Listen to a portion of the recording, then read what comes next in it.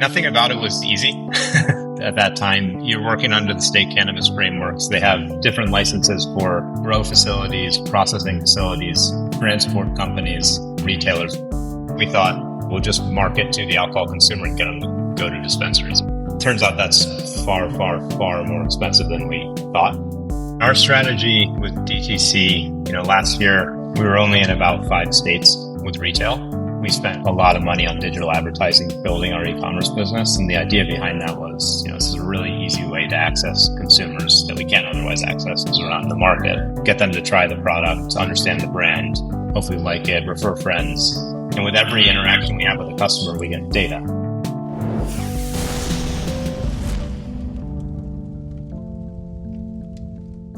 Angus, welcome to the DTC Podcast. Super excited to connect today.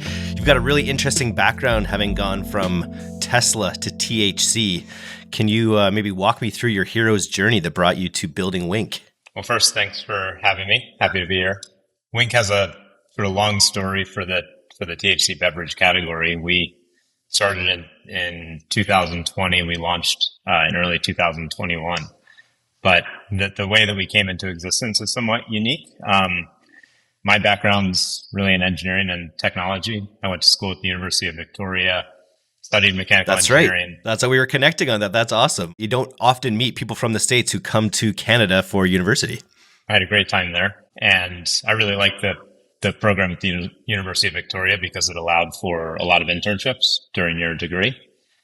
So I did, I think, 7 internships with engineering companies while I was in school. And when I graduated, I went to Tesla, did battery design for the Model 3, but was really looking for an opportunity to start, something of my own. I ended up leaving Tesla without figuring out what I was going to do, but knew that I was leaving to go start something.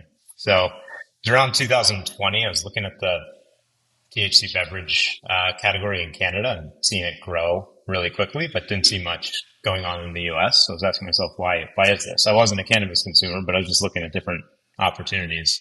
And the interesting challenge in the US at that time was you had to produce the beverages in each state that you sold. So you couldn't ship across state lines. And where this created an issue was, to build a facility, you not only needed to build a beverage facility servicing one state with limited distribution through dispensaries, you had to get it licensed under each state's cannabis program, and they're all unique. It was millions of dollars, years before you could get up and running, and it really makes sense, which is why, the beverages that did exist in that time were only in a single state, maybe 1 or 2. And largely in the US, most states did not have beverage, period, because there was just no way to make it. So that caught my interest because I knew I could produce a mobile beverage system of some sort. So I designed this sort of 53-foot tractor trailer with everything that you needed to produce beverages on the go. And our model, in the early days was rather than build facilities and get licenses, let's build one facility we can move around and partner with people that already had facilities and licenses that we could can beverages within. So my technical background, created this interest in the cannabis industry. The next thing that was really interesting was when myself and my co-founders decided to, start this company. Like, okay, well, we need to figure out what we're going to make. We know how we're going to make it, but we don't know what we're making. And so we tried a variety of drinks from Canada, ranging from, very low dose to very high dose, 2.5 milligram at the low end and all the way up to, I think, 100 milligram at the high end. Myself and my co-founders, pretty inexperienced with THC at that time. But it was clear to us that these very low dose THC drinks were an extremely compelling alternative to alcohol. And they could really be used like wine and beer are used. Very social, sessionable, regardless of your tolerance, a pretty manageable effect. And so that, turned this from a passion on, solving this technical problem to a passion for, the entire category. I want to hear the story about what happened when you ate the 100 milligram one. Yeah. Not for me, put it that way. No, you didn't have any visions about the future of the business. But just to sort of wrap the early days, it was about, I started building this trailer in January 2021, had it working by March. It took about 2 months to build and validate. At that point, we had, low dose THC seltzer formulation that was really compelling. zero calories, zero sugar, which is sort of uniquely interesting because you now have, an adult beverage with an undeniable effect that meets the alcohol occasion with no calories. That's just something you can't do with alcohol.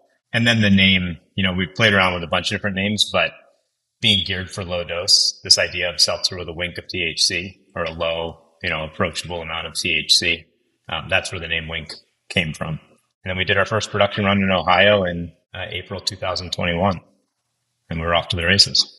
Such an engineered solution to the problem. You don't hear that very often. I think when I was sort of doing research on our pre-interview, it's like constraints in one way are, if you have a solution, then there are advantages in another, right? And I feel like you're a good example of taking constraints in this space and finding solutions. Talk to me about using the distribution from each of the locales. Like, why was that different than if you were trying to roll it out locally? Were you just, because you're producing in those states, was it easier to get inroads with some of the distribution? Nothing about it was easy. The way that it worked at that time, you're working under the state cannabis frameworks. They have different licenses for grow facilities, processing facilities, transport companies, and then, retailers, which are dispensaries.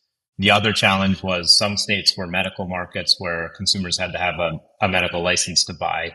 Others were recreational, where so long as you were over 18 or over 21, you could go to a dispensary or buy.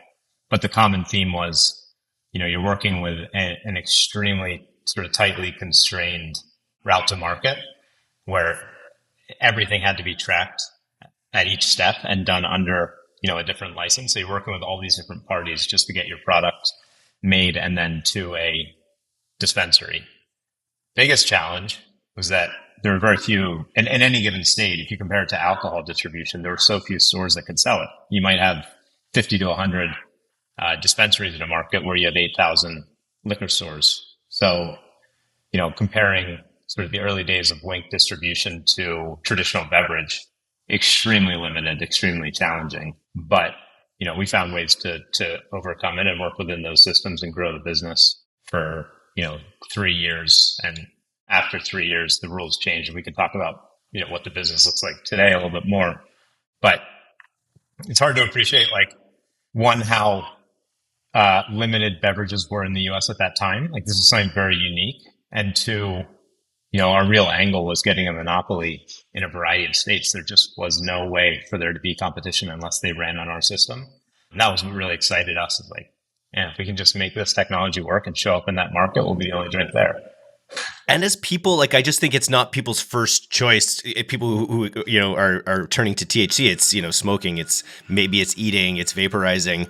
Drinking is obviously growing. What did you do to in Canada, the biggest constraint with growing a cannabis business is we just don't allow any marketing at all. You can, they limit so hardcore what can be used to actually build a brand in the cannabis space. What were some of the ways that you sort of got over the idea and sort of promoted the idea of drinking cannabis? There was a very false premise to our business from the start. And that false premise was dispensaries were largely selling high potency THC products for the cannabis consumer. Our premise was, let's bring a low dose product and we can bring, these dispensaries a whole new set of consumers, that are alcohol consumers interested in cannabis and give them, an on-ramp into the cannabis category.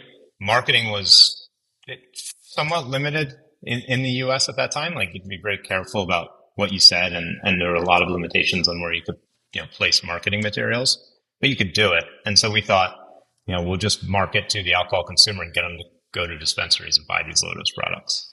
Turns out that's far, far, far more expensive than we thought. It's very hard to get somebody to go make, a special stop at a dispensary they're not necessarily comfortable with. And so we had a lot of headwinds, despite being able to market, more freely than you can in Canada.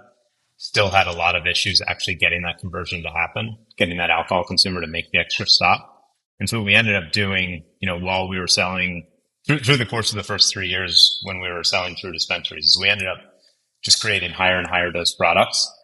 And we got to a point where we were selling 100 milligram THC drinks because that's where, most of the demand in the dispensary channel was. But there's been a big shift to the industry, and it might be a good time to talk about that. Let's talk about that. Was that from when the Hemp Act passed? Yeah. In the early days, we were deriving the THC in the drink from marijuana. Marijuana is federally illegal in the US, but states have created programs to legalize it. But THC is just a molecule, just like ethanol is a molecule. And in the same way, you can derive ethanol from a variety of different sources, potatoes, grapes, whatever, to make wine or spirits. The same is true of THC. You can derive the same THC molecule from marijuana or from hemp. And in around 2022, Minnesota created, state rules that said you can sell products with THC derived from hemp outside of dispensaries because it's federally legal. And they put, caps in place for products. But ultimately, they created a marketplace where we could use THC derived from hemp in WYNK, produce it at our own facility, ship it across state lines to Minnesota, and sell through liquor stores. That's a huge change to the route to market for THC beverage. And they set a precedent that a lot of states have since followed. But it's created in the US a marketplace where, largely drinks with 10 milligrams of THC derived from hemp or less can be shipped into each state and sold through alcohol distributors and retailers, both on-premise bars and restaurants and off-premise liquor stores, which has caused immense growth in the category as a whole, and also immense validation of our sort of initial concept. And, the initial concept being low-dose THC beverages would be compelling to the alcohol consumer. It just turned out that it required the right route to market. These products had to be where alcohol consumers are shopping. Minnesota sort of paved the way, and it's created immense growth for WYNK and obviously a lot of new brands in the category in the US because it's now accessible. Just a question about the product. How are drinks? Because I know actually I don't really know how edibles are made. Is it just sort of like atomized? Is it sort of like an oil that's like atomized within the drink, or how does it actually get made? Yeah, it's you start with the crop, just like many raw ingredients are derived from crops. But hemp is grown, it's dried, the oils are extracted, and it's sort of this nasty crude oil. It then goes through distillation to purify the Delta-9 THC and concentrate it. And at that point, you have something that's sort of like honey. It's very thick. It's clean because it's been distilled, but it's not soluble in water. And so if you were to just add that THC distillate to a drink, it would separate, just like oil and water. And so there's one more step you need to do for beverage, and that's to emulsify it. And emulsification is really just breaking that sort of thick oil into very, very small droplets, around 100 nanometers in diameter. And then they're coated. And the coating stops those droplets from recoalescing. And it keeps all these droplets sort of separate from each other. And they distribute evenly through the drink, and they're stable over time. And so what you end up with is a sort of flavorless, milky-like ingredient that you're adding to the liquid. And that allows this oil to be distributed throughout the beverage and done in such a way that you have a 1-year shelf life, just like a traditional beverage. Super cool. Yeah. The other benefit to emulsions is these sort of small droplets are more bioavailable than the oil itself in edibles. And so in some, third-party studies that are being done by big research institutions, there's really interesting data on blood toxicity over time.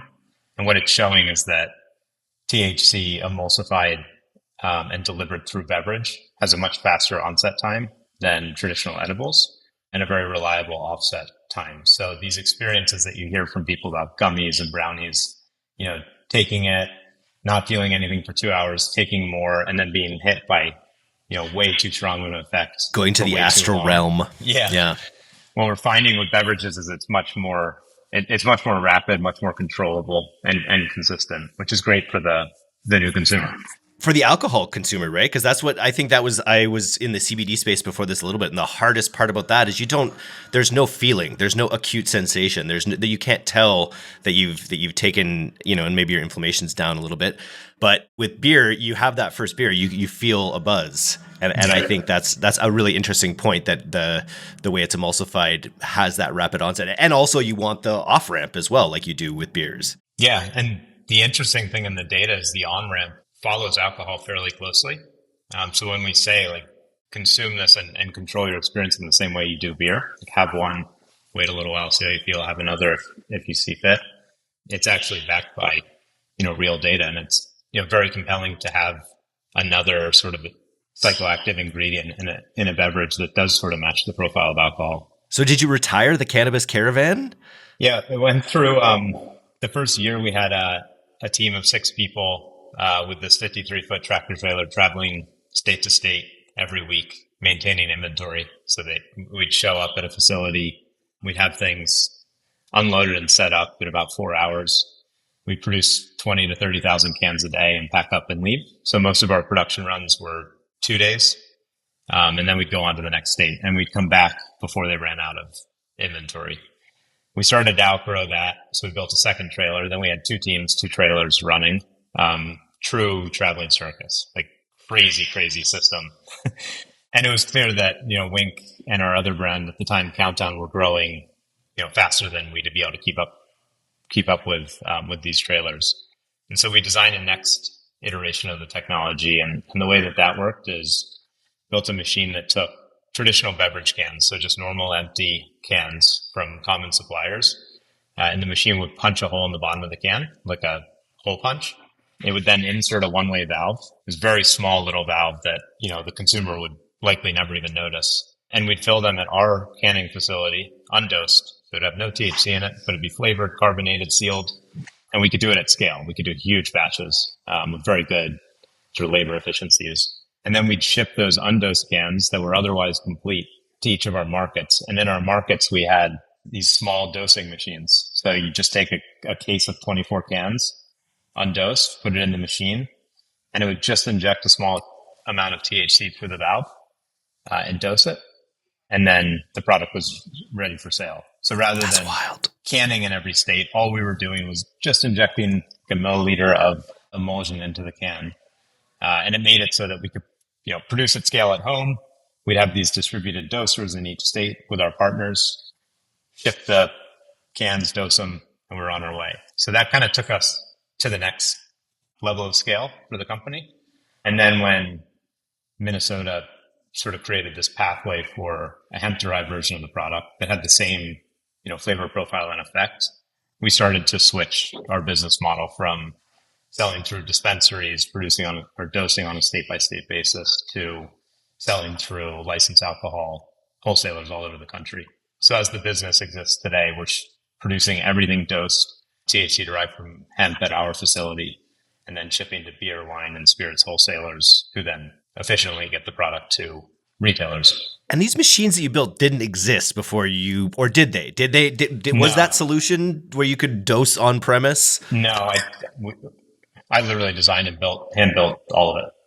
That's pretty rare on this podcast, I gotta say. Congratulations. I love engineers for reasons like that. Actually, I just saw a video this weekend of a guy that he'd created blueprints for open source for all the different excavation machines that you need to build in the real world. And he's open sourcing all these things. It's pretty interesting when you can actually make all of these steps come to life. Yeah. It was really fun for me because, being so close to the products, our partners, and really understanding the issues that we had to solve, but also being an engineer, able to program, do the electrical, do the mechanical. I could design what I thought was the, perfect solution for the problem. And, for the first year, I went on every single production run in every state. So I was very, very acutely aware of the issues. And so we were able to design something that was a very good solution for the problem at the time. Of course, the industry changed, and therefore the way that we produced had to change, but we wouldn't be here today without it. Talk to me about the post-Minnesota decision. Was it a gold rush after that fact? And my question is, all the momentum that you'd been able to build on this previous system, were you able to leverage that into this sort of post-Minnesota gold rush? Or what was it like going to market after that rule had passed? Yeah, it's an interesting sort of coincidental success. The early version of the WYNK brand looks very different than it does today. And that was because we had to comply with medical packaging rules. It was a very bland package. It wasn't a super compelling mainstream brand, but it was to the best we could do within the rules of the channel in 2021. the next couple of years was a lot of states went recreational, from medical to recreational. The packaging rules opened up and gave us an opportunity to do a way more mainstream rebrand. So we spent about a year, revamping everything about the brand and making it sort of as mainstream as we could, really targeting the alcohol consumer. Coincidentally, right after we launched this rebrand, this mainstream route to market opened up. And so I tell that story because it gave us 2 to 3 years to really refine the brand, the messaging, the packaging for the mainstream consumer. And it was timed perfectly to be, able to actually present these products where the alcohol consumers were shopping. But yeah, really challenging, taking something that has so much stigma with THC and putting it into, a product and package and brand that feels really approachable and safe. What is the high level branding message that helped bridge that message to a seasoned alcohol consumer? The sort of core premise of the brand, and something that you see show up a lot in market, is this idea of light, balanced, and social. So a lot of our messaging is targeting those three things. One, this is light. It's approachable. This isn't a very high dose product. It's not going to give you a bad experience regardless of your tolerance. Balanced in that, we add CBD to the product to try and tame the effects of THC. So many consumers find that THC on its own can create anxiety or a lot of hunger or a lot of sort of unwanted effects. CBD helps balance it. And so by adding CBD, we've again made something more approachable. And then most importantly, social. So a lot of our marketing, a lot of our events are all about like bringing back getting together. Like get off your phone, go hang out with your friends. And THC beverages allow you to do that in a really unique way because there's no hangover. You at least don't feel ill in the morning. And there's no, we're able to deliver with no calories. And then more recently, it's available at events. It's available at bars and restaurants. And so you have this sort of new tool to be out social on weeknights, where alcohol may not be, it may be difficult sometimes to get together with friends on a weeknight and consume alcohol together because you need to worry about tomorrow. This gives you sort of a new way. While still opening things up socially in the way that alcohol might. Yeah. We talked about ads. I had one of your compatriots, Aaron Nosbich from Breeze on, and I was following his journey for a long time. And D2C was a big part of his strategy, and always dealing again with regulations and dealing with the rules on these platforms was both a constraint, but also an opportunity. I think you had a pretty good example of how you were able to basically advertise on these platforms using the age restriction setting. How did that work? So maybe back to the beginning, on the typical digital advertising platforms, they have very strict sort of guidelines or compliance policies that, they don't want you advertising drugs, and they consider THC, even if it's derived from hemp, which is federally legal. Most ads that contain anything about THC get banned very quickly or get flagged. And it creates rampant issues for advertisers like us because, it can cause your whole account to get shut down. So you literally don't, in the case of like Meta, Facebook or Instagram, your ability to advertise on those platforms can be completely suspended overnight. So you have to be extremely careful how you advertise the products. And, Aaron was and is a pioneer in navigating these restrictions, and, Breeze and his advertising agency, Lucid, have done a really good job of coming up with ways to navigate the issues. And so there's the obvious things like, don't say THC on your ad or in your ad. I think people understand that pretty well now, but there's more nuanced technical challenges. And the reality is these advertising platforms are incredibly smart. And so when you create an ad, when somebody clicks it, they have to go somewhere. So oftentimes you connect that to your site. These advertising platforms crawl your site. So they look at your ad, they look at where your ad goes to, try and understand what you're selling and see if it violates any policies. So a lot of the tricks that, are deployed by many of the brands are just ways of hiding the actual product you're selling from the platform. And so what you often see is if you click an ad, you go to a landing page, maybe it's a separate website or a subdomain, it looks like your brand, it looks like your product, but THC, all the information about your product that maybe doesn't comply with the policies is removed. So they can be kind of confusing. Like, what is this actually? A lot of the useful information is hidden. But what we did, which I think is really interesting, is it didn't really want to take people to a page that wasn't extremely clear about what they might be buying. And on our site, and this should be true of all brands selling THC online, we have a age pop-up just confirming that you're 21. And so I said as well, no matter how people get to our site, the first thing they have to do is say, yes, they're over 21. That page doesn't have any information about THC. So why don't we just make the landing page the Age-Gate? And so when you click an ad from WYNK, it takes you to what looks like our website with what looks like a pop-up confirming your age. In reality, that's on a totally different site. And so Meta and Google can't see our website. What they see is just this Age-Gate pop-up. And as soon as you click, yes, I'm over 21, then it takes you to our main site or to a product page that has all the information a consumer needs. That's just one of sort of many tricks that brands like us deploy. And the more creative you get, the more of an advantage you have over anybody else. And it's still very much in the spirit of what these platforms are trying to prevent against as well, right? Where you really are making, obviously providing that age gate at the start. I mean, that's kind of the oxymoron is what they're forcing is for brands to create product pages that are extremely unclear, increase the likelihood of consumers buying, something they didn't intend to. And so what we're doing is trying to sort of work around these rules to solve our problem, which is we want consumers to know exactly what we're selling. We also have to comply with the advertising platforms. So your rebrand coincided with this huge distribution boon, and then you guys have had immense growth since then. What can you say in terms of how big you guys have gotten? How many cans are you selling? We'll do around 400,000 24-pack cases this year across DTC and retail. This year, it'll be slightly over 50% of our sales will be from retailers. The remainder will be e-commerce. Last year, about 70% of our business was e-commerce. So we're seeing the wholesale side of the business grow, pretty dramatically. And that's just, a function of getting increased distribution. And the increased distribution in a lot of cases is just states that, we weren't able to sell in last year, now creating rules to allow it.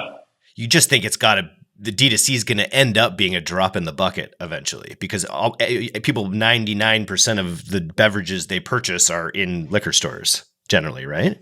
Yeah, and our strategy with DTC, last year we were only in about 5 states with retail. So we spent a lot of money on digital advertising, building our e-commerce business. And the idea behind that was, this is a really easy way to access consumers that we can't otherwise access because we're not in the market. Get them to try the product, understand the brand, hopefully like it, refer friends. And with every interaction we have with a customer, we get data. It could be contact info, it could be demographic info. So it gave us a lot, built us a huge customer list that we could remarket to over time. Also told us a lot about, who our consumers are, what they buy, which informed our product mix for the wholesale business. This year we launched about 15 new markets, new states. And so what we're able to do when we launch now is take our customer data that was buying DTC and start driving them to stores. And so we've pulled back on our e-commerce growth as our wholesale footprint has grown. But the e-commerce customer base that we built, even just the email list, non-buying customers, is extremely useful supporting the wholesale business.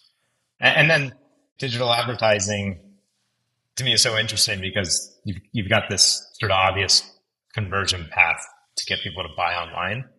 But there's so many amazing retail conversion technologies. Like what we do a lot of today is in-store rebates. So if you go to a store, there's a little QR code hanging off the shelf. And if you scan it, you can get $5 or $10 off your order. And it comes direct from us. So you go buy the product at normal price, text us your receipt, and you get an instant rebate.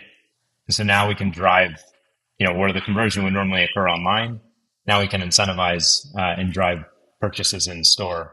We can digitally advertise rebates to specific stores you've got all these like really interesting ways to connect digital ads to physical actions in the market. Super cool. What is there a tool that allows you to do that? Like with the rebate, does it actually send them a Venmo or something? Like how does that actually work? Or is it just towards their next product? No, you can get paid out through Venmo, PayPal. Pretty straightforward. That's sweet. We use a company called Bridge, BRIJ. They have I've heard of them. Technology, but it's very, for the consumer, it's very easy to use. And for us, it's very valuable because, we not only have a way to drive an incentive at retail without the retailer or distributor being bought in. They don't need to even be involved because it's all done on the back end from us. But it also gives us, in order to get the rebate, you have to give us your email. And so it helps build an email list that we can then remarket to. Hugely valuable. And then talk to me about you. So obviously you're building out with distribution in each state. You've got marketing, Facebook and Google, that sort of support those rollouts. You also mentioned events. What's the sort of grassroots approach that you still have in the markets that you're launching in? We do a lot of hyper-local events. So we really want to show up, very, very close to our markets, very close to our retailers at the events that consumers really trust. So it might be a farmer's market that somebody goes to every week. There's so much stigma around THC that it's really important that we get this product into an environment that people trust and know, like, if this product's here, it's legitimate because we trust the organizers. So we do lots of very, very small, hyper-local sponsorships. And it's kind of funny because I'd say a lot of the marketing spend that we do is something that the internet will never see intentionally because it's trying to be like really present in people's markets. It's not a big swing marketing effort, but we do a huge volume of it. And I think that's really important. Another thing is sort of tying back to digital advertising. What we often do is free samples in exchange for emails. And so we're always happy to give folks samples, but it's way more valuable to us if for example, we can say, you can try WYNK. If you like it, we'll give you a can, but first you have to scan this QR code and opt into our email list.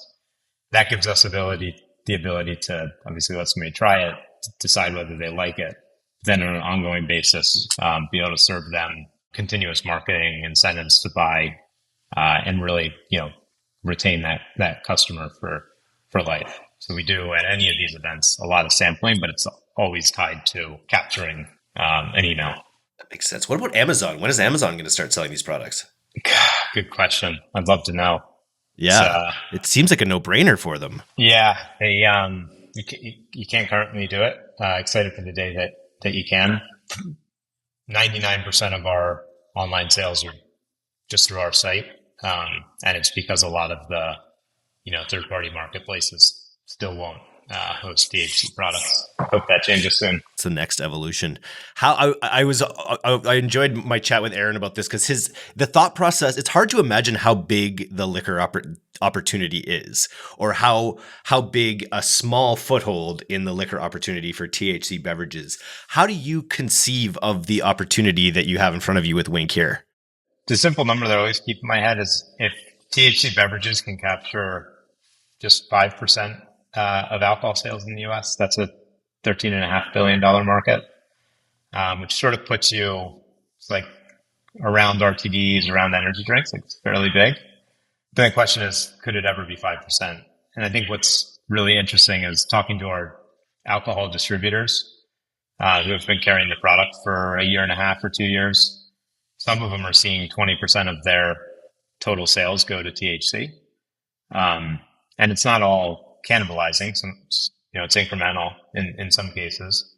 And then there's, retailers that are claiming 25% plus of store revenue shifting to THC. So you're sort of seeing these pockets where there's clear demand signals that the category could be that big. And then there's a reality that if the category is that big, it's very meaningful. In the US, it's big as sort of some of these common categories. So long as regulation evolves, the consumer demand is there, at least in the markets that we play in. Just curious, like THC versus something like alcohol, what's the margin profile like between those two? Is it about the same, would you guess? Higher for THC because there's fewer ingredients. yeah, margins higher. Now, what taxes look like on a state and federal basis could shift that. That's one advantage that outside in many markets, there's no tax sorted out yet where there is on alcohol. So that'll eat away at the margin a little bit. But from a raw ingredient standpoint, we've built a big co-packing business. So we produce alcoholic products, we produce non-alcoholic products, and we produce other THC products. From a raw material standpoint, at least for WYNK, the equivalent, if we were to convert it to, switch it over to be an alcohol-based product, it'd be more expensive even if you remove tax. So side by side, it's a cheaper product to make, and therefore the margins will be higher. And you can rest easy if you're, eating into 5% of alcohol sales. You're giving the world less hangovers. You're giving the world less, all of the problems that happen with a high consumption of alcohol. If people can temper it with, a little THC every now and then, it might make the world a better place. Yeah, the eating into thing's interesting because, like, to give an example, the CEO of Total Wine was talking about their sales, and he said that there's a little over 30% of customers that are coming to Total Wine to buy THC beverage are new to store, and therefore incremental to store sales. That is cool. So Total Wine scene, it's not eating away at, it's incremental to alcohol. I think that's important to understand, that this isn't we're stealing share from alcohol. At least that's not the intent. And the reality on the ground is that in many cases it's actually incremental revenue. What's the attention from the huge liquor companies? Is it do you see them as a potential suitor long-term to be acquired? Are they acquiring THC brands? Are they building their own to try to compete in this new space? They must be. Yeah, I've had a lot of conversations over the years. There's a clear trend in those conversations, which is increasing interest. Yeah. A year ago, 2021, we were getting laughed out of the room. You guys are crazy. And we were getting laughed out of the room on both sides, big alcohol and also dispensaries. They were saying we're crazy because beverages are 1% of the market. Nobody wants low dose. Big alcohol, like, this is, some sort of feeling this is not a good thing. It's sketchy. A year ago, I got a lot of sort of inbounds from larger alcohol players, both distribution and supplier. And it was, this might be 10 years out for us, but we wanted to start gathering information. This year, especially sort of Q2 forward, conversations have shifted dramatically. It's like they're really trying to figure out, it's not if we're going to launch, it's when. And it's not, is this, 2030? It's like probably next year. So it seems that there's increasing pressure, I think, coming from alcohol sales, flatlining or slightly declining in some cases. Clear, better for you trend. It's kind of a long-standing trend, but it seems that a lot of large alcohol players are running out of, growth levers in the adult beverage category and looking to THC as a mechanism. And then in terms of what they're doing, it's a whole mix. I have, some interested in acquisitions, some interested in investments, some interested in learning what they can to launch their own. So it's a whole mix. White labeling through you even, or something like that. Yeah. Last question. What do you see? What are your goals, I guess, for 2025 and beyond? Are you launching new products, new flavors, or are you sort of set on the ones you have? There'll be a slowdown in sort of line extensions. We have a pretty broad portfolio of doses and flavors and pack sizes, to a point where, retailers are just getting so congested. There's limited space on the shelf. And I think for some time that if we create new things, it's going to come at the expense of old things. We'll have to take some things off the shelf to make room for new. And we'll continue to sort of cycle SKUs as we'll just keep clipping the lowest seller and bring in something new. We did that very frequently over the past 2 years. It's going to slow down a lot because I think we have a really good core offering, and the challenge now is really just increasing distribution of that core offering. We have a few new flavors coming next year. We always do a couple LTOs a year, just, a summer seasonal and a fall seasonal. Those will continue, and they'll continue to evolve. More to come on pack sizes. Everything that we do today at retail is in cans. There's some interesting other package formats that seem compelling for consumers that you may see come from us. Beyond 2025, I think I often get asked, like, what's the long-term goal? And for me, it's always been, if you can find White Claw or High Noon, WYNK should be there as another option. And so the sort of long game we're playing is just making the right brand choices, distribution choices to make it so that, WYNK's distribution is as broad as its alcoholic equivalents. And the last important piece is that it be priced the same. You shouldn't have to pay a premium for a THC option, especially considering the cost is not higher to produce these drinks. I see Poppy started in 2018, so you guys are just a couple years after them. They'd had their first Super Bowl commercial last year, so I put you guys as having a Super Bowl level presence commercial in 2 or 3 years. Does that check out? Because I always just think of, like, when you've got these new paradigms products, it's so much of it is just about a changing, mindscape about what's possible. Better For You soda kind of did that with Poppy and Olipop and such. So it's like, what are the high level branding exercises that you can do that just open up more people to the idea of THC, reaching for a THC beverage versus a beer? It's a really hard problem for us because, I give a few examples, but in a bunch of the markets that we're in, we might be in 5 or 10% of the buying accounts that our distributor has access to. The remainder, aren't buying WYNK because they don't like WYNK or think that it'll sell. They just won't touch THC because they're not comfortable. The rules aren't clear enough for them yet. So there's this sort of issue where we could throw infinite money at the wall on marketing, but because of the regulatory environment, there's only so much distribution we can get. Yeah. And so makes sense. This has been a challenge since we launched WYNK, is like, when is the right time to really spend on brand marketing? Because this is a challenge you have with a beverage brand. There's infinite places you can spend money to get the word out, but it's equally important that you be able to expand distribution to make it so people can buy the product.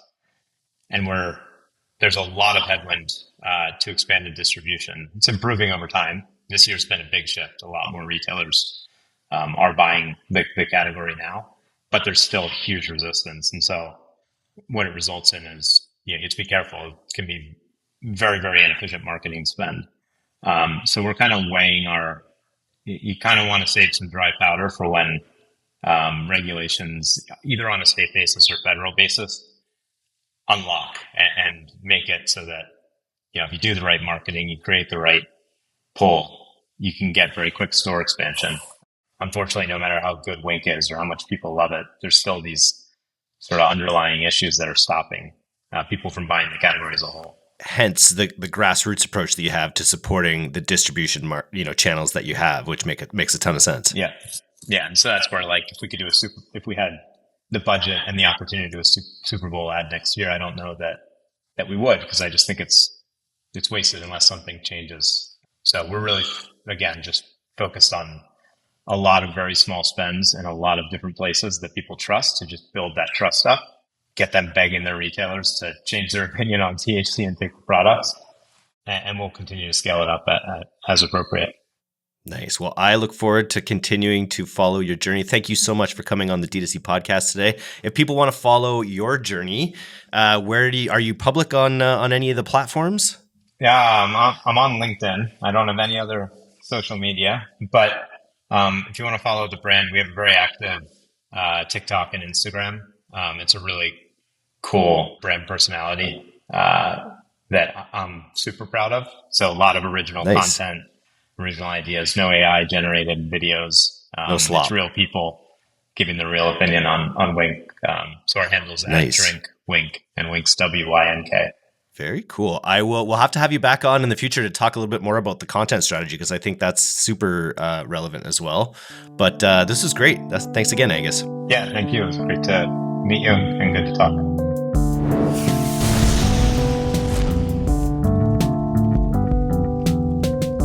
Thanks so much for listening to today's episode. If you're not a subscriber to our newsletter, you can do that right now at directtoconsumer.co.